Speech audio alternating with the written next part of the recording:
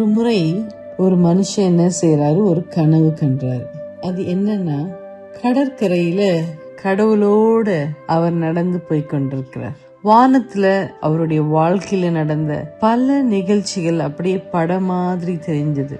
ஒவ்வொரு காட்சியிலும் மணலில் பாதச்சுவடுகள் இருந்தது, அதாவது ஃபுட் பிரிண்ட்ஸ் இருந்தது. சில நேரம் 2 பேரோட பாதச்சுவடுகள், சில நேரம் ஒரே ஒரு பாதச்சுவடு தான் இருந்தது. அத பார்த்து அவருக்கு ரொம்ப கவலை வந்துச்சு. ஏன்னா அவருடைய வாழ்க்கையில அவரு ரொம்ப கஷ்டப்பட்ட நேரங்கள்ல வேதனை, துக்கம், தோல்வி இது எல்லாம் இருந்த காலத்துல அந்த மணலில ஒரே ஒரு பாதச்சுவடு தான் இருந்தது. அப்ப இவர் நினைச்சிட்டாரு, நமக்கு எப்பெல்லாம் ப்ராப்ளம் வருதோ, எப்பெல்லாம் கஷ்டம் வருதோ, கடவுள் என்ன செய்யல, நம்ம கூட நடக்கல. ஏன்னா நம்மளுடைய பாதம் மட்டும் தான் அங்க இருக்கு, ஒரே ஒரு பேர் ஆஃப் ஃபுட் பிரிண்ட் தான் இருக்கு.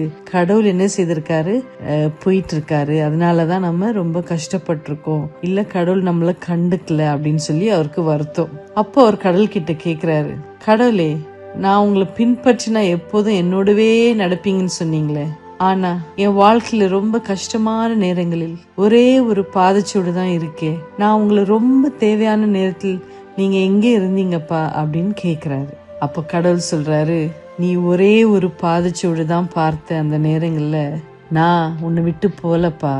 நான் உன்னை நடக்க விடல, நான் உன்னை தூக்கிட்டு நடந்தேன் அப்படின்னு சொல்றாரு. இவ்வளவு ஒரு அருமையான விஷயம் பாருங்க.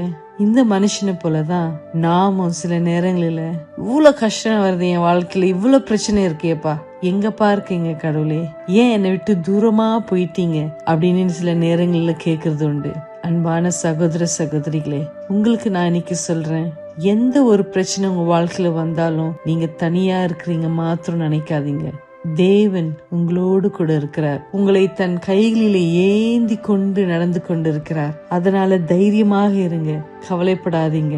ஐசாயால 41:10 சொல்றாரு, பயப்படாதே, திகையாதே, நான் உன்னுடனே இருக்கிறேன் அப்படின்னு தேவன் சொல்லுகிறாங்க. உபாகமம் 1:31 பாத்தீங்கன்னா, ஒரு மனிதன் தன் பிள்ளையை சுமந்து கொண்டு போவது போல நீங்கள் இவ்விடத்திற்கு வருகிற வரைக்கும் நடந்து வந்த வழிகள் எல்லாவற்றிலும் உங்கள் தேவனாகிய கர்த்தர் உங்களை சுமந்து கொண்டு வந்ததை கண்டீர்களே. உங்களை சுமந்து கொண்டு இந்த வருஷம் முழுவதும் வந்த தேவன் வரப்பெற நேரங்களிலும் காலங்களிலும் உங்களை கண்டிப்பாக ஏந்துவார், தாங்குவார், தப்புவிப்பார். தைரியமாக இந்த ஒரு ப்ராமிஸோட சந்தோஷத்தோடு தூங்குங்க. தேவன் நம்மை ஆசீர்வதிப்பாராக. Good night.